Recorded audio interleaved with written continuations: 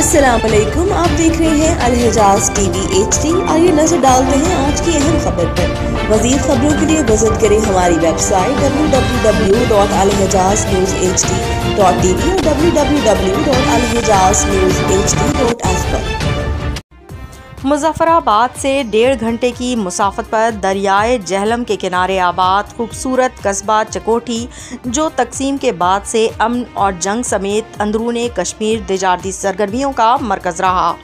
चकोठी 1893 और 1992 के सैलाब, 1948 से लेकर 1998 तक होने वाली पाक भारत जंगों, 2003 के मुआहदे जंगबंदी की 12 खिलाफ वर्जियों और 2005 के तबाहकुन ज़लज़ले जैसे वाक़यात का शाहिद भी है। बंटवारे से कबल चकोठी में मुसाफिरों की रिहाइश के लिए डाक बंगला और बैरून रियासत राब्ता कारी के लिए इंपीरियल तार घर समेत मुख्तलिफ मोटरकार कंपनियों और तांगा एजेंसियों के दफातर भी कायम थे।